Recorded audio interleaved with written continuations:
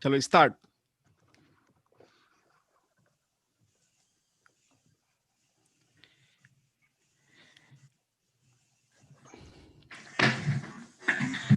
Yep. Hello, everyone. Good evening. I think I'm going to hand it over to Rabbi Jonathan. Thank you. And thank you so much, Dhruv. And thank you, everybody, for joining us on this first night of the Festival of Chanukah. And I think we'll also be recording this for other people who can't be with us now, but we'll want to engage with this very important subject over the coming days and the coming period of time. I'm just going to give a short Jewish introduction and the handover to Rabbi Tanya, who's going to light the candles. We're looking at the miracle of Chanukah, how in our world we can make one day's energy last for 8, which would be a significantly greater reduction than even the EU and other countries have promised, but let it roll on, let it happen. And of course, it fits with the prohibition of the Torah, Bal Tashchit, we shall not waste, but we shall appreciate, respect, and honor God's world. To my mind, there are very particular links of Chanukah that may be less obvious at this challenging time for the world. I think of the Maccabees returning to the temple precincts, which the war is not over, the victory is not in their hands, and they enter this place of ruin in a time of political turmoil. Some of these terms are familiar, but they don't give up, they don't despair. They search among the broken down buildings until they find the one vial of oil that can be lit. And this says to me, hope, don't despair, don't abandon, search for the way forward. And when they find this one small vial of oil, they don't say, oh, wait, there's not enough here. There's not enough to go on. There's not enough impetus. They light it. And it's people like Dhruv and others and all our panel who say, we'll go for it. We can change the world. We can bring light, the right kind of light sourced by the right kind of energy to the whole of the globe. So that's the second thing. Search and don't give up. Light what inspiration we have. And then this light burns for far longer than it should. And that's not obvious. That's not just the obvious connection with may our energy be much more carefully used. There's also something there about inspiration. When people who are inspiring, like our panel, bring light, it always goes further than you think because it lights up in other people. What can I do? What can I contribute? What is my flame that I can put out there for the world? And that's why Chanukah and this subject, which we need to commit ourselves to, which we need to bring our inspiration to and our light to, is so relevant to tonight. With these thoughts, over to you, Rabbi Tanya, to light the candles. Thank you very much, Robert. Very inspirational to hope.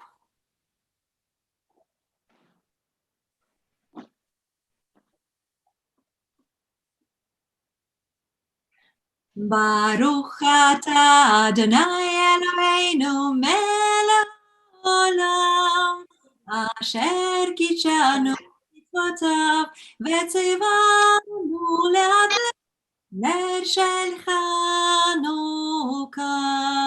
Baruch atah Adonai Eloheinu melech haolam she'asani לאבותינו בימים ההם בזמן הזה.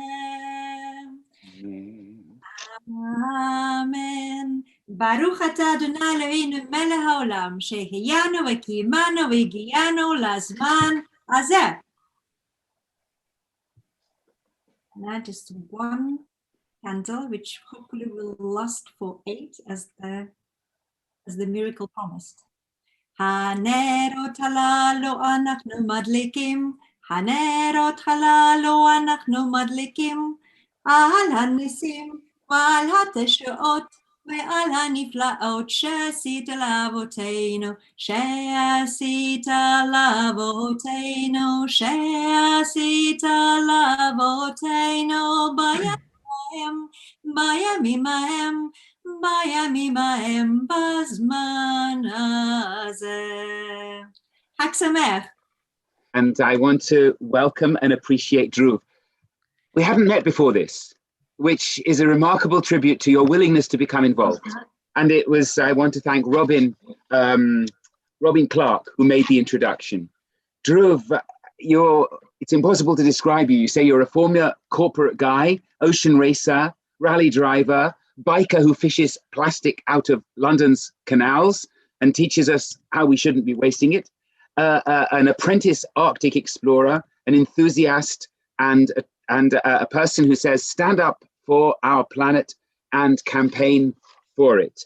On your site, you say our mission is to change people's mindset from awareness to solutions and inspire us to solve the world's biggest challenges, to bring people out of their comfort zone and to help us challenge ourselves and work towards solutions. So thank you for being with us. Thank you for inspiring us. And I think I'm going to hand over to you to introduce the rest of our panel. Thank you. Thank you very much, Rabbi Jonathan, and thank you very much, everyone, for joining us this evening. What an incredible opportunity, and welcome everyone. It's an incredible time of the year, and most importantly, it's an incredible time to actually start thinking about maximizing our energy usage as well in the spirit of the festival. It's incredible. And this evening, we are in great company. Super lucky to have some amazing members of the panelists. But let me remind you that this evening is about you. And how can we empower you to maximize your goals to be more efficient with energy, as Rabbi Jonathan just mentioned. So quickly, the plan for today.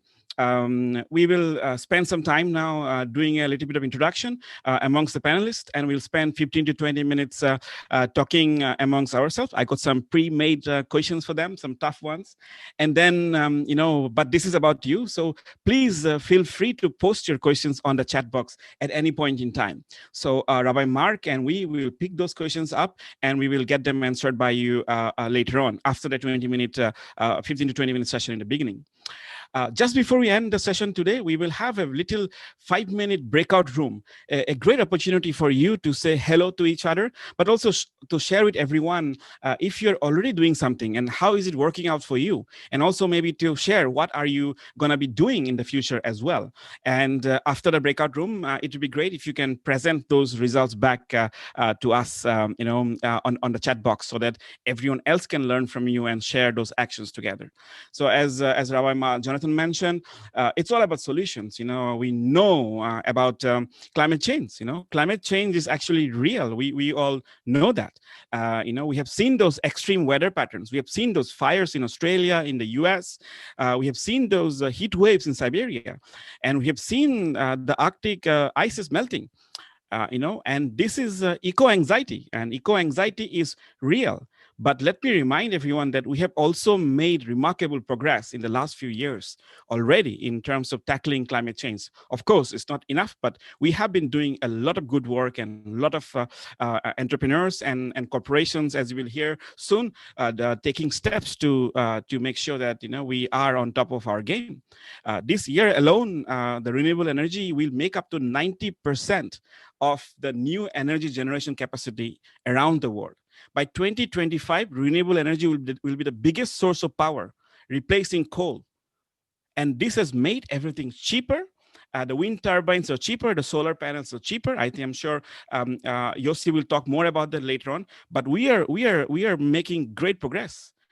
Oil prices has gone down, especially now with COVID-19, and companies like BP and Shell are looking at alternative solutions to stay ahead of the game or to stay in business.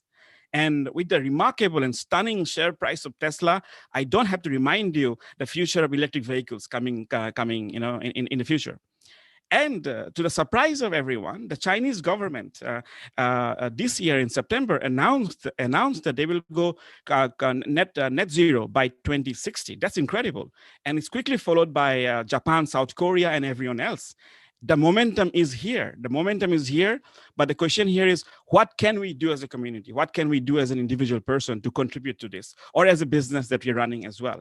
And this is what we would love to explore today with our fabulous, with our amazing panel that we have, that Rabbi Jonathan and Mark has put together. So let's quickly get there. So we have the incredible Yossi with us this evening, who is also known as Captain Sunshine. and he is incredible, and he has been leading the power generation side of things with great work with energy poverty and changing countries to go renewable. So I think I will allow Yossi to do a quick introduction and also share with us what's your vision about how can we use energy by 2030. So let's see the future as well. So Yossi, it's over to you. Wow, thank you everybody. Chag Sameach from Jerusalem. And it's nice to see some old friends and make new ones. Since Rabbi Marsha's here from Mishkan Tefillah, I'm from Boston and I went to school at Mishkan Tefillah for a year or two. So also hello to you guys. So I moved from Boston to kibbutz in the south of the country in 2006 and had an incredible, just crazy vision that by 2020, we wanted the south of Israel from the Red Sea to the Dead Sea to be 100% solar powered daytime by the end of this year. And everyone said it's impossible, but picking up on Rabbi Jonathan, sort of how do you take a little bit of hope and build on that. So we're really pleased to say that we're at 100% daytime solar, the first region in the world. And so that's 2020. And thank God, and it's an impact investment strategy. My vision for 2030, there's 3 parts to it. Number 1, that Israel should be 100% daytime solar for the whole country, not just the south. Number 2 is for Africa to be 100% daytime solar by 2030. That's where I'm building solar fields now. And number 3, that the Jewish people should be the first people that will be carbon neutral by 2030 for 2 reasons. 1, because of change in our behavior and the choices that we're making. And the second is because that every family, every communal endowment, as I learned from Rabbi Mark, should basically, your investments need to be 100% green investments, impact investments. And so why don't we just say that we're going to meet in a decade and light some candles, and maybe that little smoke from the candles will be the only greenhouse gas emissions that year. Thank you so much, Yossi. That would be incredible if you can light candles, and that would be the only greenhouse gas emissions. I mean, you know, we hope. Actually, I think we have to get there. Otherwise, we are in trouble. We are in deep trouble. Let's now move on to Tony, the incredible Tony, who is supplying London with electric power and now electrifying the entire grid system in London, electrifying buses, putting new solutions for charging points for electric vehicles, and I would love Tony to do a quick introduction about yourself and share with us the vision. How should we be using energy in 2030? Tony. Hello, everybody. Yeah, Tony Cohen. I'm the head of networks for London. So my company, the company I work for, we actually own and maintain all of the electricity grid networks, all the way from Norfolk through London and round down to Brighton. So the whole of the southeast of the UK. And I'm responsible for London. So in terms of 2030, I think I would like to see at least 60% of vehicles on the road carbon neutral. And I say carbon neutral because I think that the battery-powered vehicles are an interim step. I think that hydrogen vehicles are personally the way to go. And the reason I think hydrogen vehicles are the way to go is that it's so simple, it's so good. You know, you take water, you split it, and what do you end up with? Hydrogen, which you then run your vehicles on, and what's coming out of the exhaust is simply water vapor. So I think that that in the meantime, the only real deal in town is electric vehicles, and I think everybody should be considering electric vehicles now. And certainly should be using by 2030. We really shouldn't have carbon burning vehicles on the road, fossil fuel vehicles. And that would be my vision, apart from every home having only light emitting diode lights, every building having LED lights, because other lights are far less efficient, and everybody having a solar panel on their roof. You should have them. Everyone should go and get one. Yeah. Thank you. Thank you, Tony. Great. Hydrogen, I think, is a great opportunity we have in front of us, and I think a lot of investment is coming into hydrogen as well to build the entire infrastructure for hydrogen too. So it's incredible that that all these solutions are coming to the market. Now let's move on to Sophie, who is leading the EV infrastructure strategy with the Office of not low but zero emission vehicles, and love to hear more about Sophie, what you're up to, and what is the vision of how we should use energy by 2030, Sophie?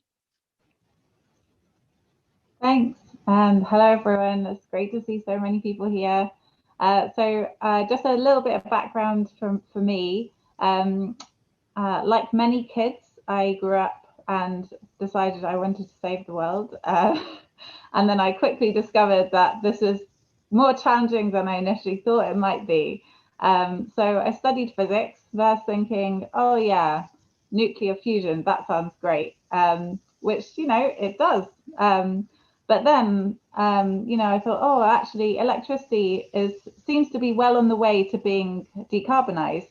What else is there? So I studied a bit of energy policy and thought, okay, there's clearly lots to address here. Energy is not just about electricity, it's also about transport, as I can see many of you are well aware of from all the questions pouring in, and heat as well, which is clearly a big question, especially for a country like the UK, which has so much kind of interesting and old housing stock and is very densely populated. So it really presents some interesting challenges for how we decarbonize heat. And other forms of energy consumption as well.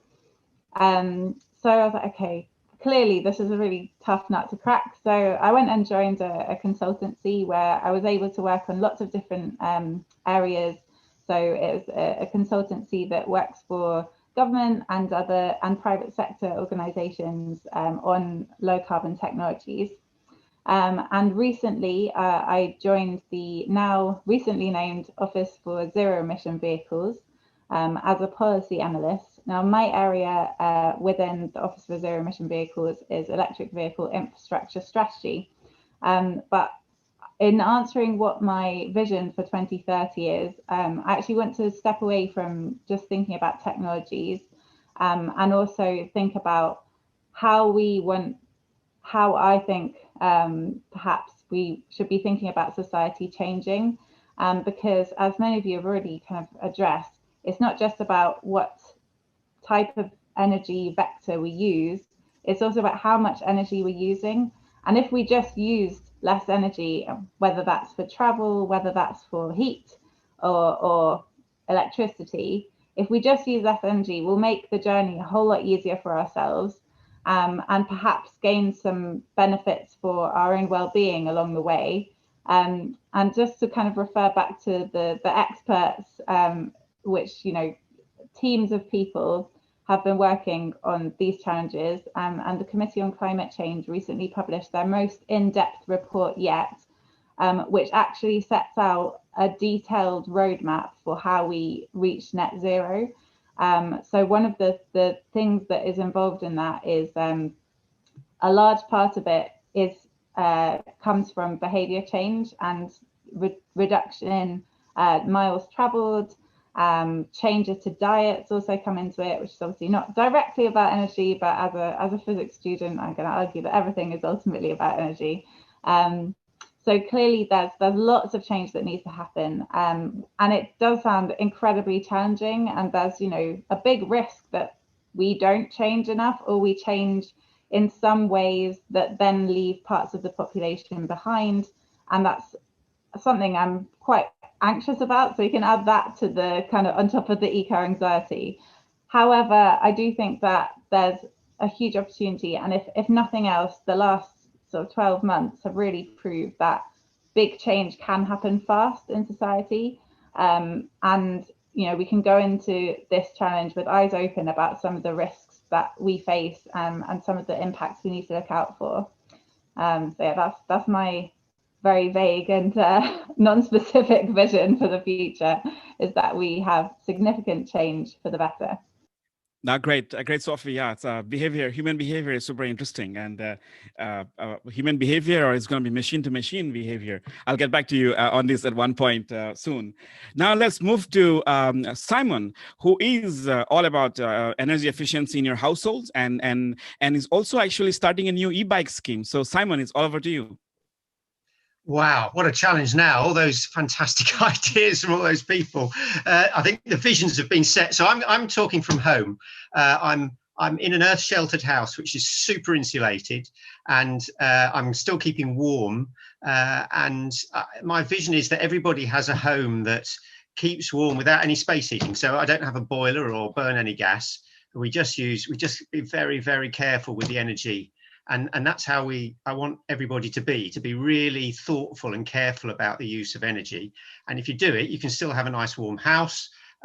We use the sunshine to keep it warm, various other things, which I'll go into later. But, you know, it's about how we think about energy and the way we change our actions to make our whole life more energy efficient in a way, and to do that, as people have said, Sophie was saying, you know, we just need to reduce the amount of energy and really look after it.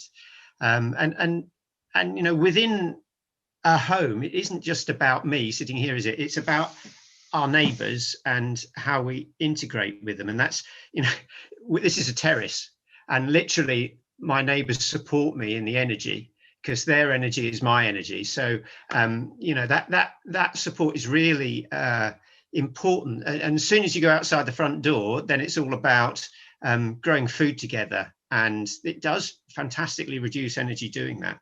And being a community together, that's where people want to be, in community.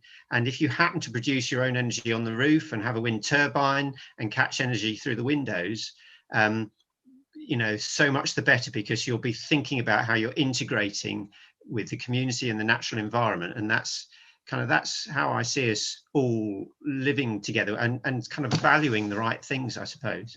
No, I've actually got into it. I have. Yeah. Hang on. So the interesting thing about where we're going is probably spreading our energy more than 1 to 8. Interestingly, I mean, let's do that. You know, 1 day's energy is going to spread to 8 days, and we certainly need to, you know, let's not give up. We've got a lot to do, and I like the idea at the beginning, the idea of inspiration. I think every action we take that makes a difference will inspire other people, and if we can continue doing that, and every day there are decisions we need to make, and if every one of them we're having some concept of thinking about reducing our impact, saving energy, improving neighbourly relations, then that will inspire more and more people. And I think that's the way we're going to get there. You can't do it on your own, you can only do it with others. Yeah, so there we are. Thank you, Simon. Thanks a lot.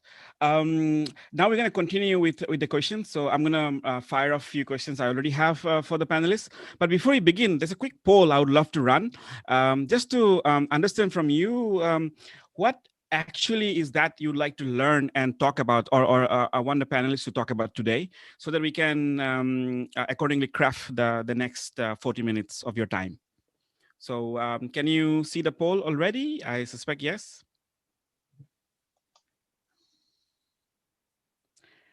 Right.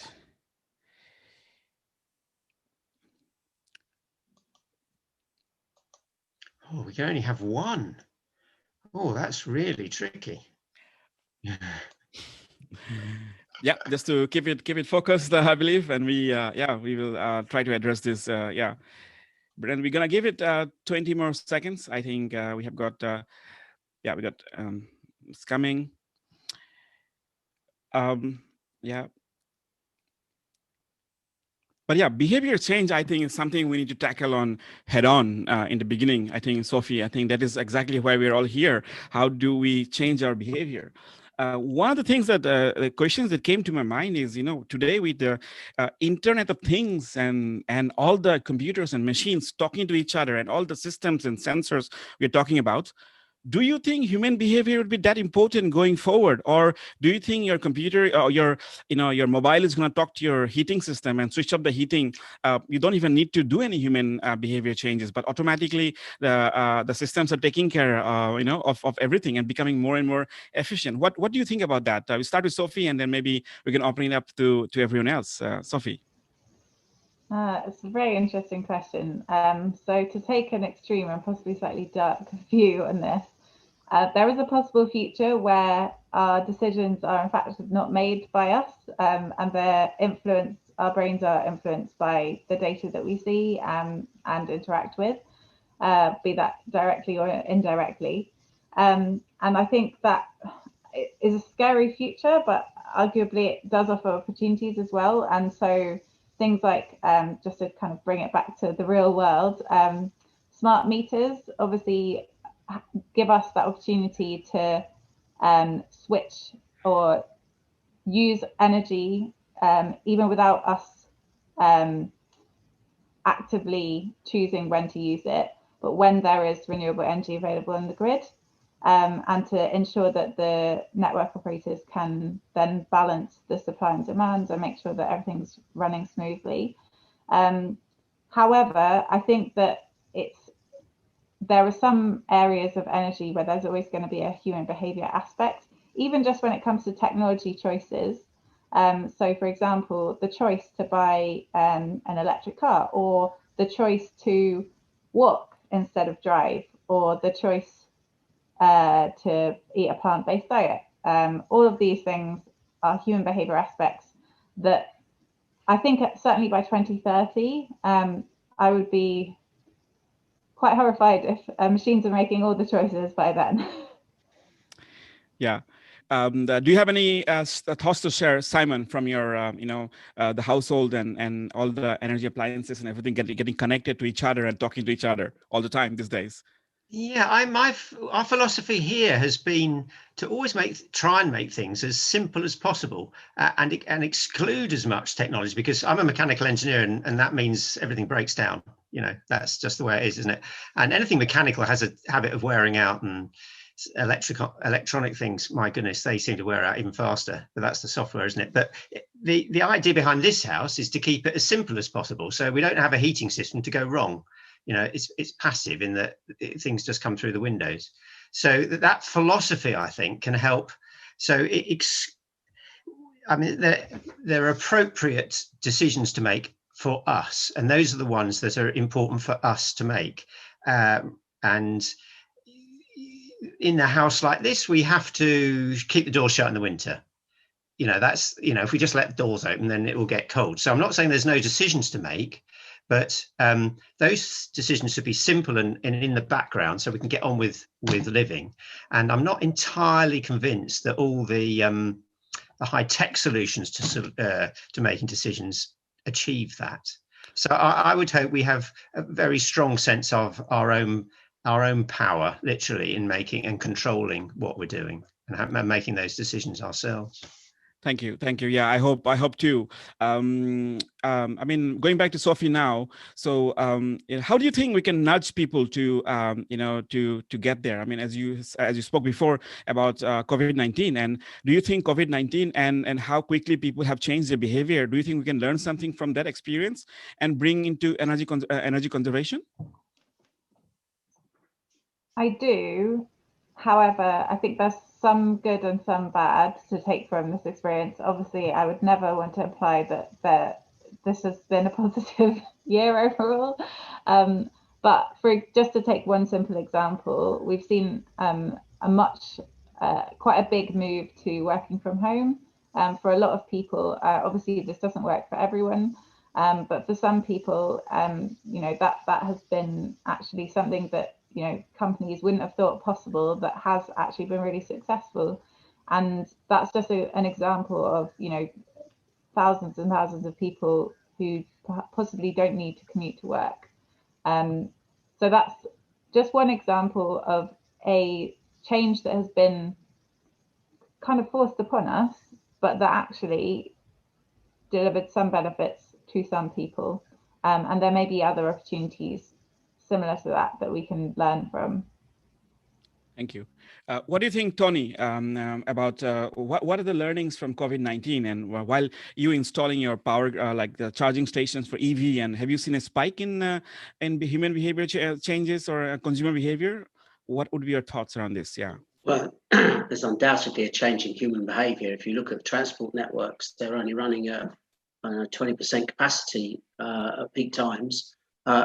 Interestingly, I think that going back to your previous question, people have choices. They have choices now in terms of the way they use energy. And sometimes they'll be surprised that making a low energy choice is actually less costly than making a high energy choice.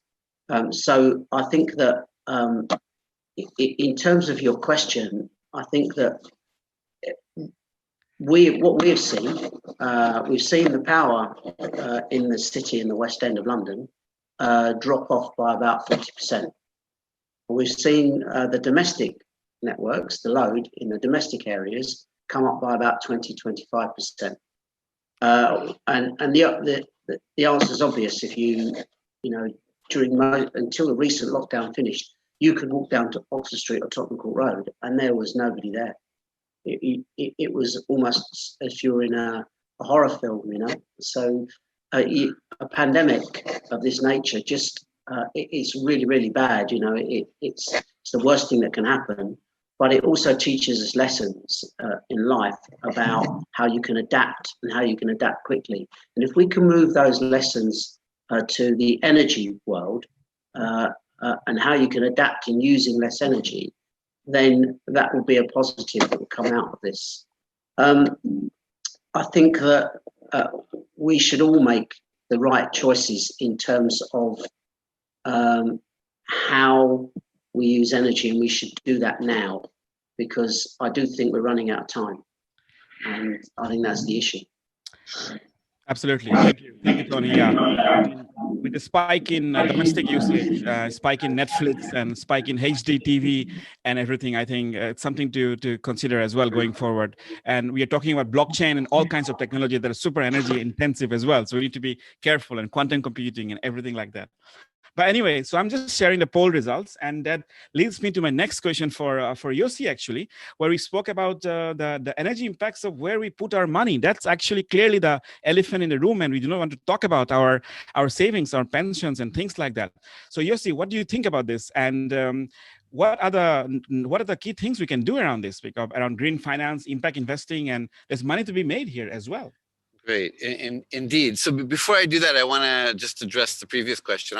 I'm not comfortable with relying on the Internet of Things or a machine to make decisions. We strive to be an ethical people, which means we're always trying to make ethical choices. Just think about kashrut, and if we're thinking about what we're eating and what we're mixing and how we're doing that, we're always trying to make ethical choices, and that's the nature of who we are as a people. And we already have the spiritual DNA to solve for climate change, and part of it is let's practice it and let's share it, and let's challenge, and it's called the Sabbath. And some of the questions I'm saying is like, all these solutions cost too much, but you know what? If there really truly was a universal day of rest, it doesn't have to be the same day for every people, right? But if we had a non-consumeristic, non-energy consuming, low impact day, we could reduce the emissions by 1/7 starting this week. Like if everybody was going to do it. And I think COVID was a reminder. In terms of where we put our money, is that, first of all, anybody who has pension funds or endowments in carbon, you're part of the problem, and it's going to be a stranded asset. And I look forward to coming to the UK for COP26. But we've already seen in the US a $30 billion bankruptcies of coal companies and the oil and gas companies. If it wasn't for the subsidies that are given to them worldwide, they would not be competitive today in a apples to apples market. And so you're part of the problem if that's where your money is, and your own pensions are in danger. and that the future is clearly in renewables because, as you very much pointed out, it's now solar is now the cheapest energy on the planet, and so that's a good bet. That's a very, very good bet as investors. And back to ethical choices. It's an ethical choice where your pension is being put and where your impact is where your investments are going. And if we care about what we're eating, or if we care how we treat each other in the whole thing, we should care about our money and our energy consumption just as much. But the Sabbath will solve the whole thing, everybody. So let's do it. Yeah. And also maybe like if you can highlight some things around energy poverty, you know, that's something you really care about. And if you can educate us a little bit more around your work and how is COVID affecting that, would be great as well. So there's 600 million people in Africa without access to power.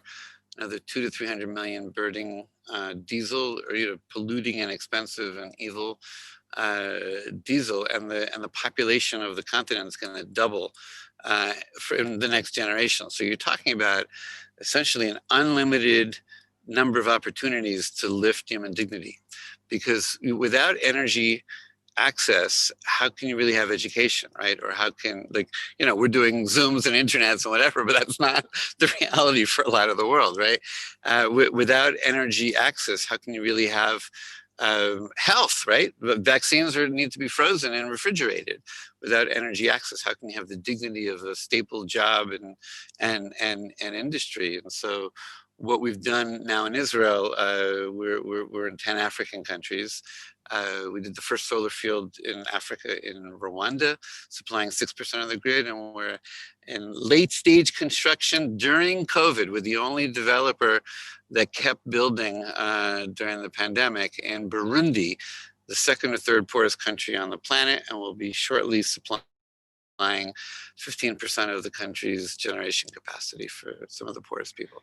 And it's quadruple bottom line. Like, we're a social business, and the only way to impact the lives of millions and hundreds of millions and billions of people is not through charity. Charity is good and we should do it, right? But you need a business model for Tikkun Olam and for solving climate change, and that's what we're doing. Thank you. Thanks a lot. Yeah, it's great work you're doing in Africa. I think now I'm gonna let's open the floor up for questions as well from the audience. I think the first one, let's get the question from John Haderman. Would you be able to ask the question directly, please?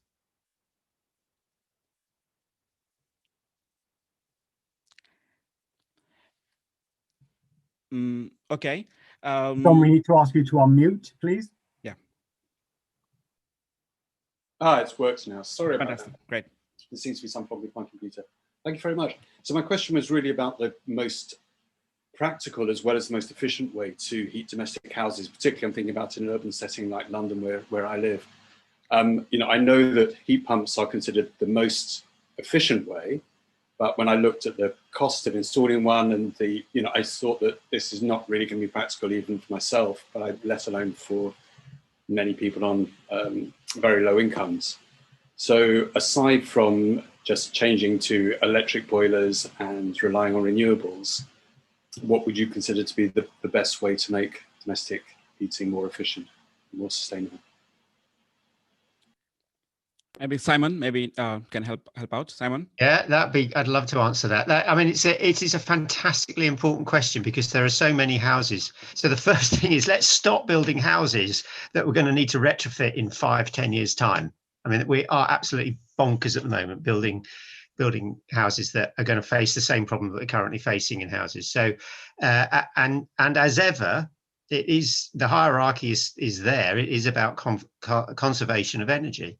And it really, internal wall insulation, if you can't get to the external walls, makes a huge difference to the feel of a room. Making sure there's no drafts by sealing up all the leaks where the air can get in and make the house cold. If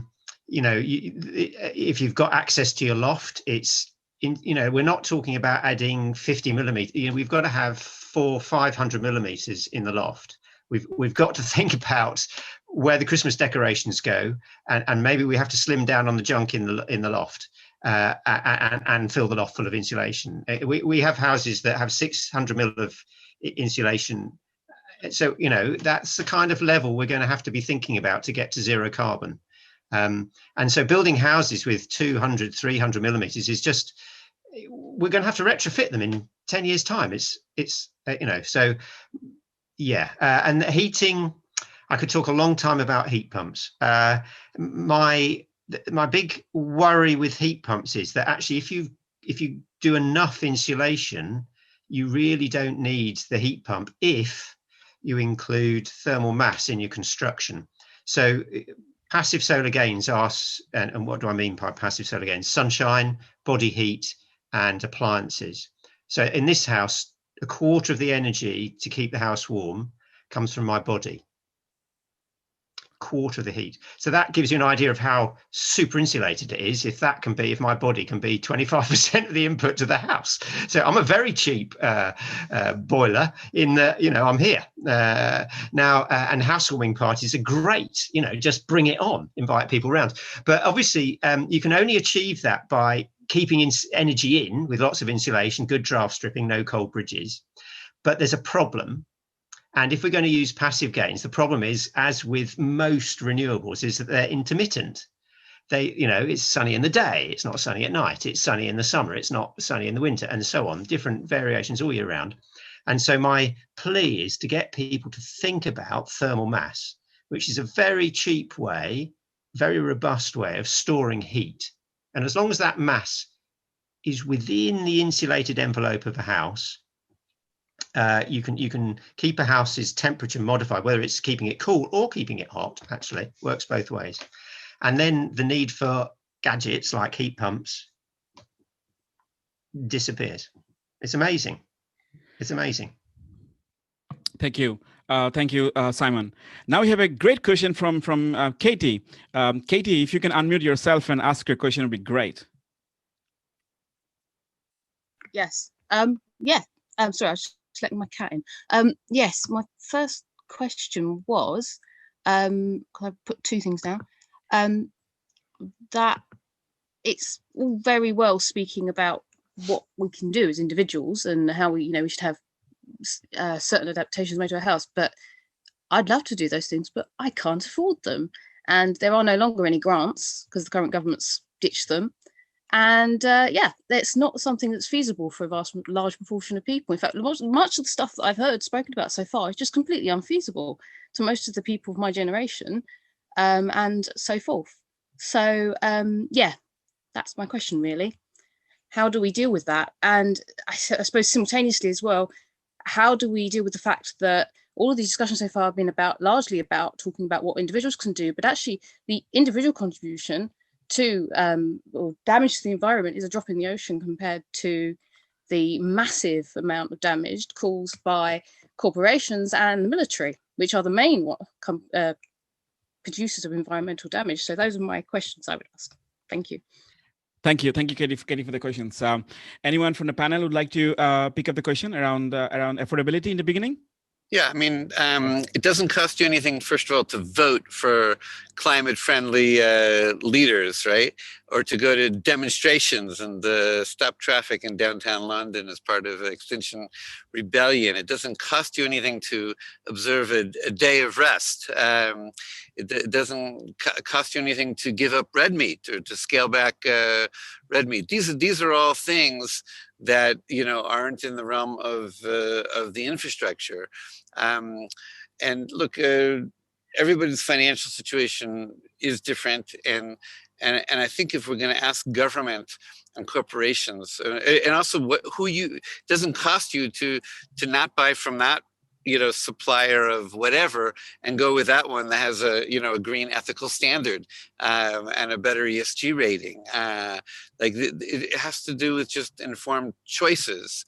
And if we're going to ask government to change, then I think we, the consumers, and we, the citizens, have to also set a particular standard. Now, there are often solutions on the financing where, for solar panels, to get some long-term bank loans against a power purchase agreement. I'm not sure of the schemes in England, but I know on electric vehicles there's often tax breaks, and it's cheaper to run an electric vehicle. You know, you barely have to bring it into the shop than it is a regular vehicle. And so, while certainly personal finances can be a daunting challenge, most of the things that we can do and that we can demand from government is back to our ethical choices. Right. Anyone else would like to answer the question as well? Simon, yeah.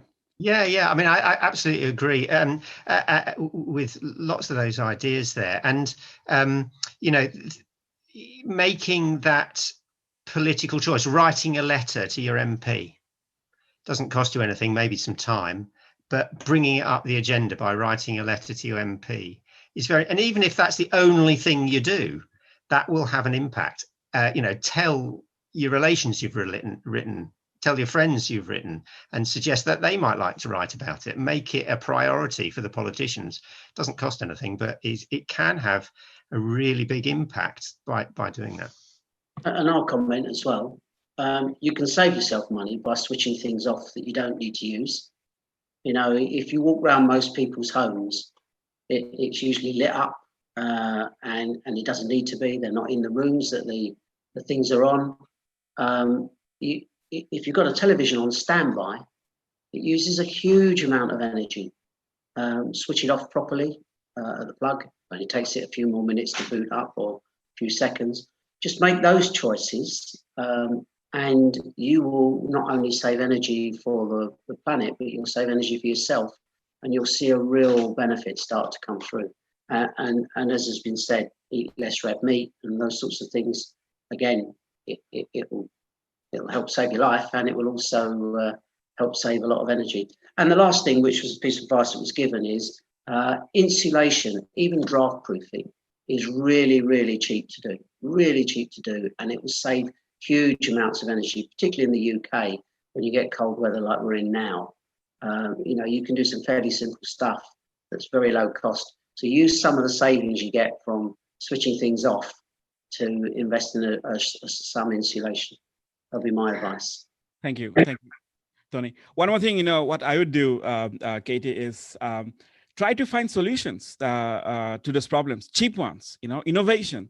So start a business around that area, and then, you know, or support other entrepreneurs, your friends who are working or building solutions that can be affordable, for example. And there are a lot of grants from the UK government and every other government, and it's becoming more and more. I think the only way is to actually try to start a new business, a new innovation or something like that.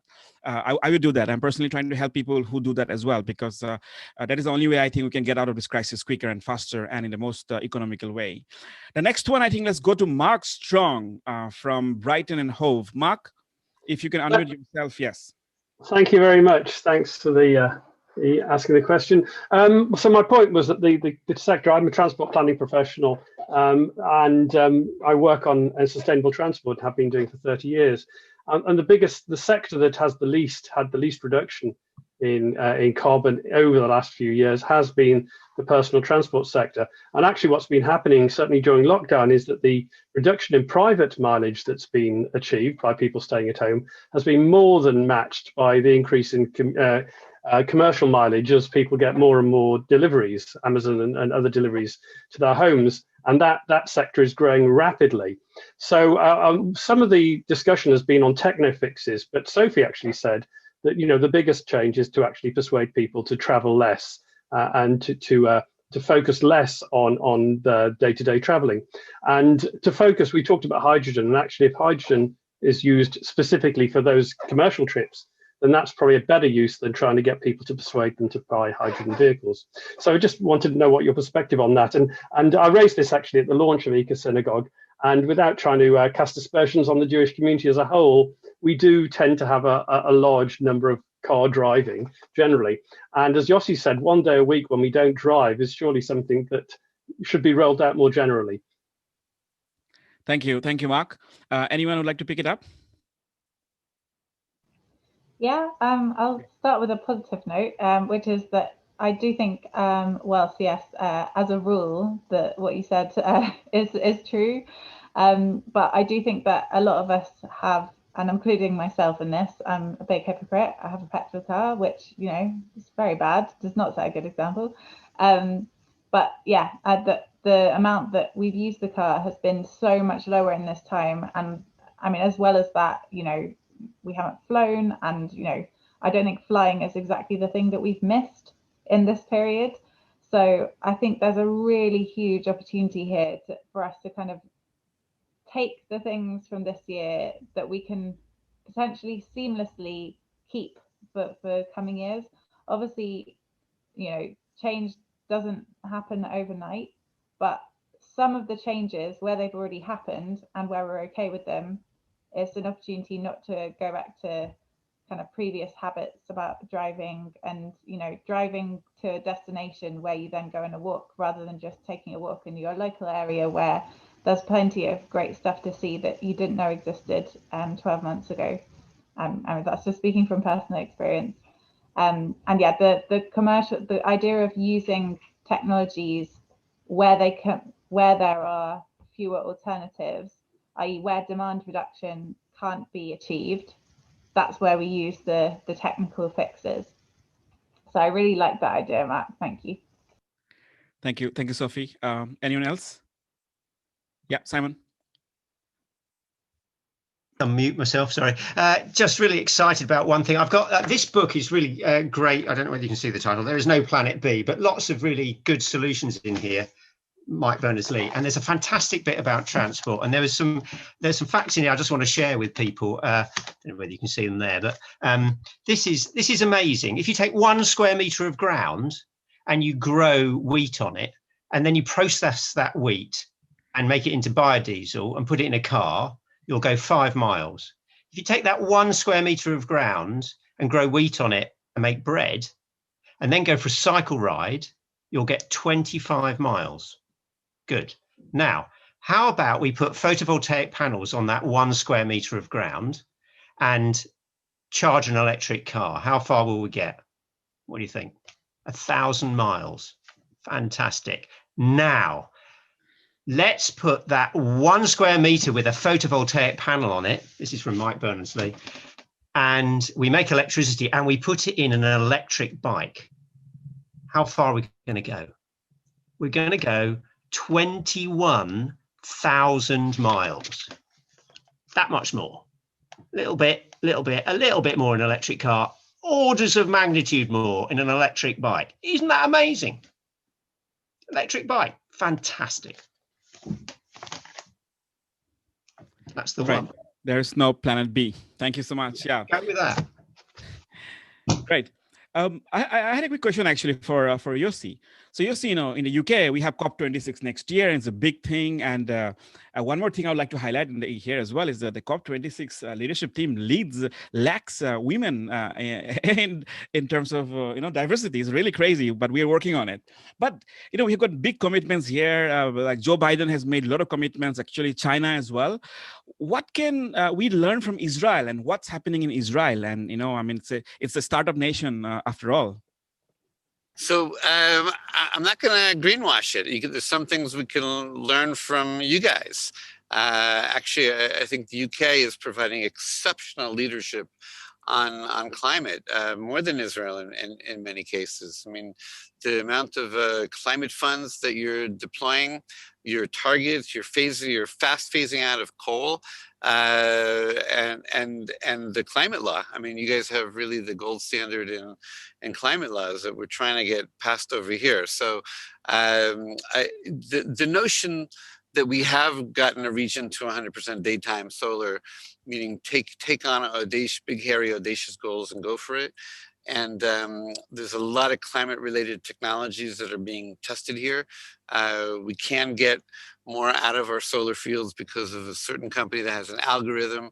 We do have robots cleaning our panels that are solar powered without use of water, and so that repay for themselves within 2 years of operation.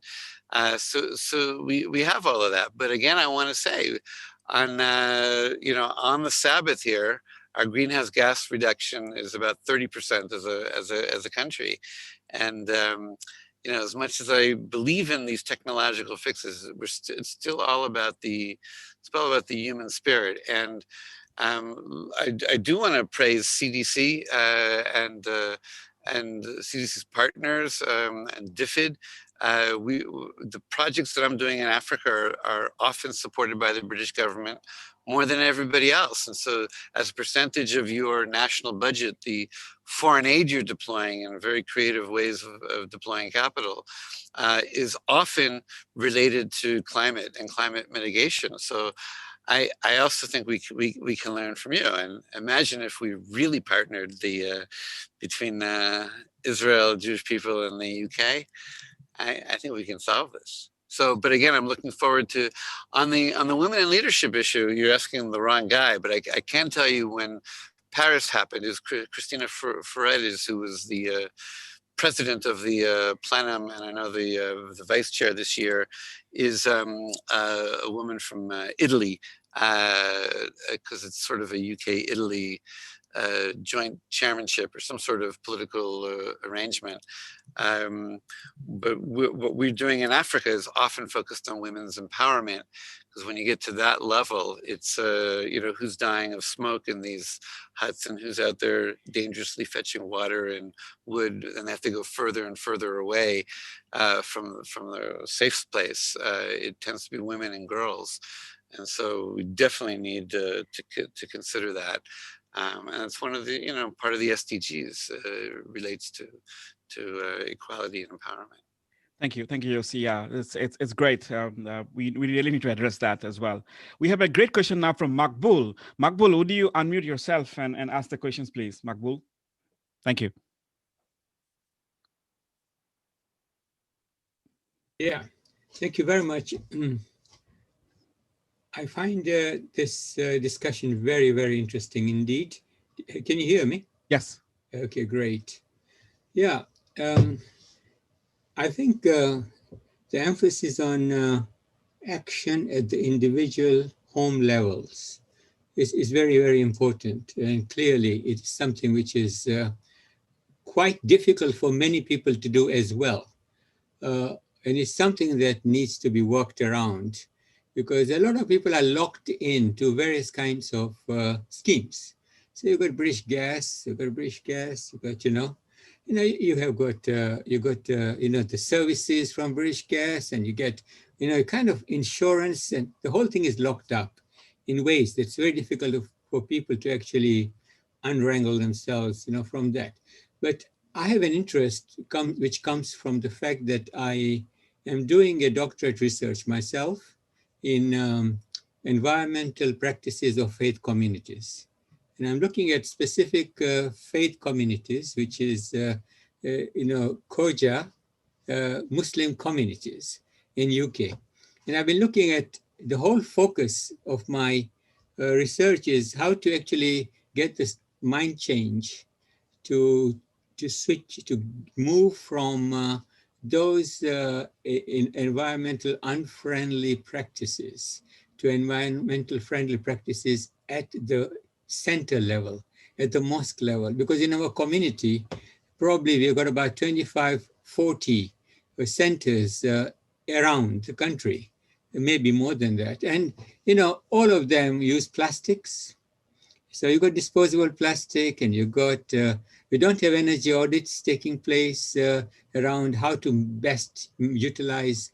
I mean, this is generally, of course, there are one or two cases like the Cambridge Mosque is a great example of some mosque that has tried. And there are other mosques that are now coming up. When they're building the mosque, they're thinking in terms of how to make sure that the system is one, integrated system is one which actually will save energy, water, less pollution, and move out from things like plastic and waste and whole system, like that. So I think it's interesting. But my question specifically was, to what extent, one of the things we've been trying to do is to bring awareness, because the awareness in the communities is maybe nil on many things. On plastic pollution, on plastic utilization, on the harm that it does, etc. Plus the whole question of carbon footprint, the whole question of carbon dioxide and the whole issues about climate change. You see, all that is looked at a very high level. And things that communities feel they can't really do much about themselves. Who is going to be able to stop coal-generated electricity power plants being built once a week or maybe twice or 3 times a week in some countries? Who is going to be able to do that? At communal level, at this level. So when you look at things at the individual level, I think it's great because we have to move now from the community to individual level. But the focus is really to start off with how do you make the change and make the change in the mindset so that people actually don't need to be cursed. This lock-in is a coercion. It's an example of top-down measure. It is not grassroots. It's not bottom-up measure. No one would do any of the things that they are doing right now if they had the choice whether to do it or not. This is imposed. It is top-down, sorry. And that means that that brings into question, how do you bring the change? Is this the way you bring about change in the mindset, by imposing? And how sustainable is that? As you can see, our lock-ins and all these arrangements are now fraying up at the various, looking like they are pretty fragile at the moment, and people are getting tired. So I think that's the main question of how do we actually go about bringing about the change? Individual homes, fine, and the business-oriented approach is fine because you're bringing profit now into it. You see. Yeah, I think I'm going to leave it to Rabbi David, maybe, if you have any thoughts to share, Rabbi David. Or Rabbi Wittenberg, maybe? Well, I'm fascinated by that question, and actually just put in the chat, I'd love to talk further offline, because Eco-Synagogue's raison d'etre is to help institutions change, both as institutions in how we consume, how we use energy, how we relate to food, but also how we engage our members in their homes, work, businesses, transport, investment, to change habits, to travel less, to waste less, all the things that we've been talking about. But the key factor, one of the key issues is how do we mobilize our practical, spiritual, moral, and financial and communal resources all together to motivate us. That question of collective motivation and what works on that level is central. And this is something where I think Christian, Muslim, Jewish, and into all our communities have the same question before them. Thank you, Rabbi Wittenberg. Now let's move on to the next question from Natalie. Natalie Shaw. Sorry, can I just come in there quickly? Yeah, just very quick. I was just thinking, we can't ignore the fact that that's really hard. It's really hard to change. Habits are really difficult, and getting a whole society to change direction is really hard. It's not an easy one to crack. And the thing I keep on coming back to when I'm trying to struggle with this one is, how do you eat an elephant? You eat it one meal at a time, and just every little step in the right direction. Yeah. And that's how I think about it. And thinking about the whole elephant, indigestion, one meal at a time. Baby steps. Poor elephant. Yeah, keep on doing that all the time, like everyone else. But yeah, so now it's over to Natalie. If you can unmute yourself, Natalie, and ask your question, please. Thank you. You'll have to unmute, Natalie. I'm just trying to do it. We can hear you now. Fantastic. Yeah, great. Thank you. My question is, there's a lot of talk about a just transition by 2030. And I really would like us to understand what should be each of the panelists' perspective of their 3 top priorities for a just transition that we should be advocating for at COP20 in Glasgow. And what do we need to do to get there? Thank you. Thank you, Natalie. Yeah, if anyone wants to pick it up from the panel, maybe Tony can start. Yeah, I'll start. I think one of the most pernicious things is plastic use, and I think that's both an individual choice, but it's also something that government really needs to get a handle on, because if we don't get a handle on that, then it has far more impact across the world in terms of, and we're leaving a legacy for everybody's children. So we do have to get to a point where we're plastic free, however difficult people might think that is. And one of the ways to do that is for everybody to stop buying products which come in plastic and to simply buy products which which doesn't require plastic. So I think that will be one of the things that I'd be looking for, and that is not just a carbon neutral element, but by 2030 there is no plastic in use, reusable plastic in use. It's certainly in the food chain and in those areas where plastic is unnecessary. There are other products which are far less harming, which can be used. So that would be one of the things that I'd personally be looking for. Thank you. Anyone else from the panel? Can I jump in with one?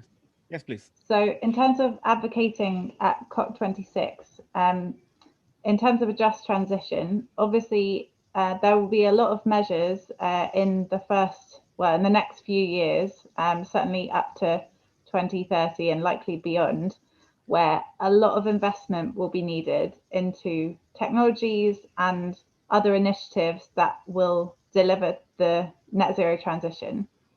So they'll be expensive, and government will need to pay for part of that. Private sector will pay for a lot of it as well. But it's how that is paid for that is really crucial to making it a just transition. How are the costs going to be passed on, whether that's through taxes, through energy bills, through other mechanisms? All of these will have different impacts on individuals, and making sure that there aren't disproportionate impacts and unfair impacts of climate policies, I think is really important to advocate at COP26, not just for the UK, obviously, but for all countries. Yeah, I just want to just sharpen that a little bit. So definitely a progressive carbon tax, particularly on industries, the bad actors, the elimination of subsidies and tax breaks for the fossil fuel industry. And according to the UN, we all have to up our renewables goals significantly if we're going to try to hold down to 1.5 to 2 degrees Celsius. They're all saying now we have to get to at least 45% renewables by 2030, and so there's a lot of. But the EU is about to. I know you guys are bolting, but the EU is about to, I think, pass their target to be 60% renewables by 2030, which is great and aggressive. So if we have the targets, eliminate the subsidies for fossil fuel, and then the true cost to the economy of carbon, then it will naturally accelerate the private sector and just our own personal homes investments to be able to make this happen. Thank you, Yusuf. Yeah, maybe Simon has any comments? Am I able to share my screen? Yeah, briefly. Yeah. So there's two things how I want to respond there. Just transition is so important. Can you see this? So this is who is investing financial support for fossil fuel. These 2008, 2016, haven't got any better figures than that. Whose bar is up here? Where, that's the UK. That's the UK. We are investing most in fossil fuels in Europe. What are we doing? That we've got to try, and that's how we, let's use all that money to invest in renewables. So that would be my thought on that one. That's a big one, yeah. And then secondly, read this book. So there's another. I've been in the library a lot. Donut Economics, fantastic book by Kate Raworth. And what's Donut Economics? It's about having this just transition, really. And what I think we need to think about is the way, specifically, sort of sharpening it up again, is how we measure stuff. And what we've been doing is using GDP as our guiding light, gross domestic product, as to where our economy should be going. And that has led to a very unjust society, I think. And we just need to think about what we're measuring and why we're measuring it. And let's focus. So this book's about living in the donut, not destroying the planet and not destroying the people. We've got, and it's got lots of segments, you know, thinking about the various areas of the planet. And you know, and to learn how we're in this zone, we can't just use GDP. It's such a narrow, appalling measure of benefit to society. It doesn't give us that. And so the way we measure things is how I want to think about getting to a just transition. So we're really looking at value and not just stakeholder values, and putting Mother Nature as a stakeholder in all legal contracts is what we're talking about. The ocean as a legal entity. I think this falls very nicely to the next question. We have the last one from David, Rabbi David. Rabbi David, is if you can unmute yourself, please. Thank you. Yeah, thank you to the panelists. I'm one of the rabbis on the Eco Synagogue leadership of rabbis, and this has been a super event. I think it's been touched on before. We've talked a lot about individual responsibility in changing behavior, about corporate, possibly, and certainly business modeling. The question, I suppose, is it right that I suppose the central responsibility for change will still be down to government? You know, what type of an economic restructure will governments need to undertake in order to be able to, you know, move towards net zero in a speedy time? Anyone who would like to pick it up? Sorry, you have to unmute yourself, you'll see. Yeah, sorry. Yeah, all those subsidies that you saw just now in the graph are government-supported subsidies for the fossil fuel industry. Hence, you need to vote and to protest and to do all the things. So, in a sense, you need them to get out of the way. Because the free market, if it was truly free, it'd be clear what choices everybody would be making and corporations would be making. Thank you. Yeah, Tony, Sophie, any comments? I think our previous answers have touched on the sort of restructuring we think is needed. So I would just keep my answer brief, which is what kind of change do we need from government in terms of financing and economic systems? My answer would be a big one. Thank you. Yeah. What about you, Simon and Tony? Yeah, I think the problem is that certainly our governments rely on lobbying, and lobbyists tend to get a say. So one of the ways to influence that is to have good lobbying for this agenda and to ensure that people are prepared to listen. And although it may be quite difficult, it does need a movement to actually counteract all of the lobbying that pushes forward for what is effectively the fast, cheap stuff. That's what it is. That's what they're building. And to put more investment in. From what this government are saying, they're starting to listen. But the proof of the pudding will certainly be in the eating. Great. Thank you. Any comments, Simon? Well, yeah. I mean, I suppose what I'm thinking here is Extinction Rebellion. Actually, it's getting out on the street and just getting voices out there. I have never ever been on a protest till last year, back in November, when the Extinction Rebellion protests were happening down in London, and I was so frustrated that things weren't really changing that my wife and I went down, and it's a really transforming thing. And I think my sort of takeaway from that is we've got to be brave. You know, we've really got to put ourselves in dangerous places, because if we're thinking about this and reading the facts and understanding the problem, there's a whole load of people that haven't got there yet. And if we know that that problem exists, we've just got to stand up and be brave and make our voices heard. And it is quite a thing, but having done it once, I'm on it again. I'm definitely on it again. It was a good experience. Thank you, Simon. Yeah, I think one of the other things is also, I think Yossi will be able to appreciate this a lot, is around co-investment as well. So giving government the comfort that private capital is also coming into this space as well to inspire more innovators, and that way we can lead. Sometimes the private sector can lead, and the government follows usually with the regulations, because it's happening in the plastic space and things like that. So maybe sometimes the private entities needs to take the lead and get some thing in the market and show there's market demand, and the voters are asking, the government will follow. What do you think about that, Yossi?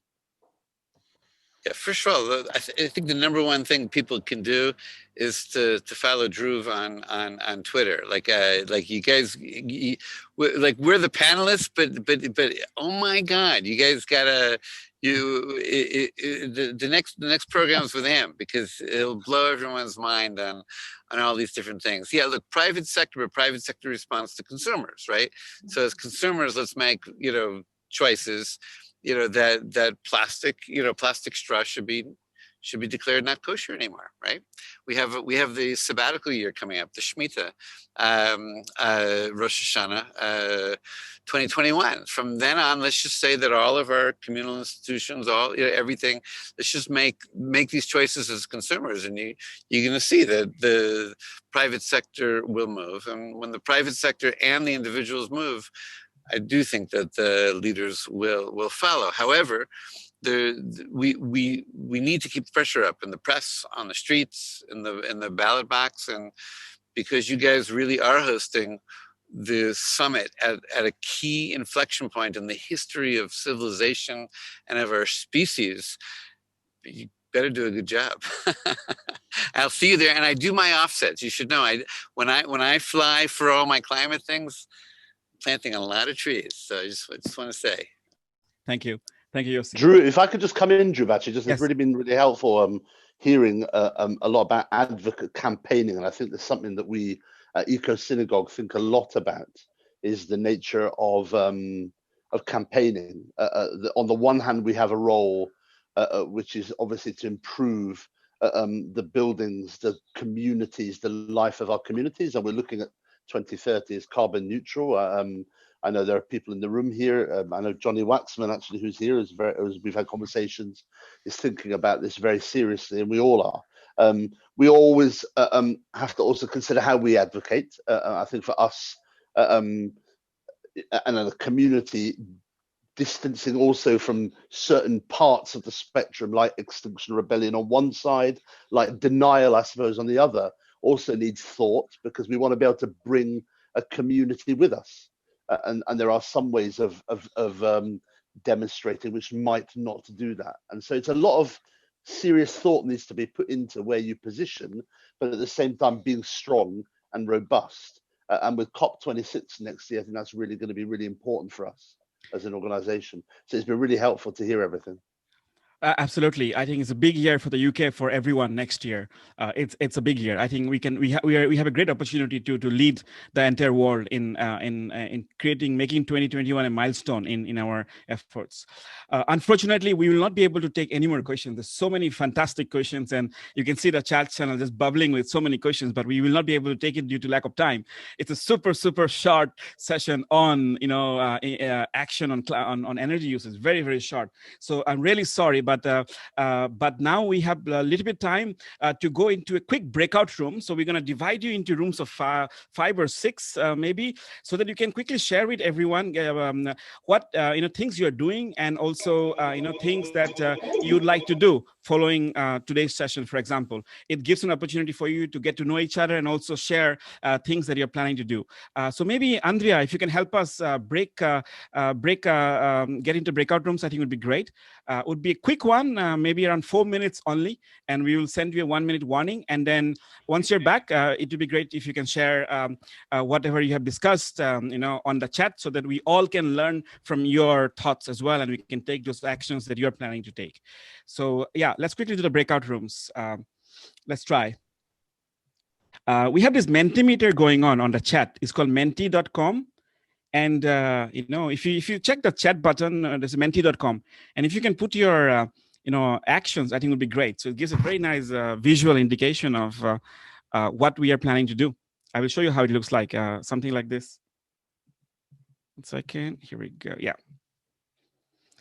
So yeah, if everyone can, quickly go to menti.com, it's on a chat button, enter the code, and if you can answer, what action you will take after this session, I think would be great. So we can start seeing some real actions, and we can all take together. You're only allowed 3.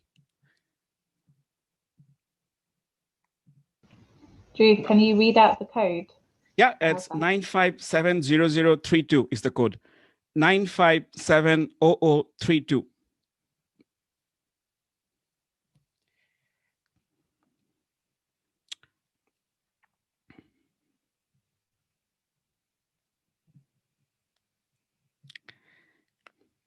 And we will be sharing everything on the chat box as well, back with you. So also maybe on the chat box, if you would like to share whatever you have decided to take as an action, or whatever you learned from the breakout room, would be great, so that we can share that as well with the community later on, so that you have a record of all the conversation, and makes it easy for everyone as well.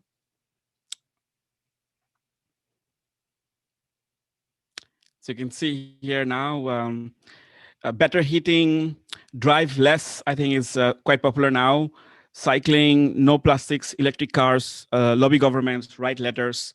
We're gonna do it for another 30 seconds, and I'm gonna hand it back now to Rabbi David. Oh, sorry, to Rabbi David, I believe, yeah.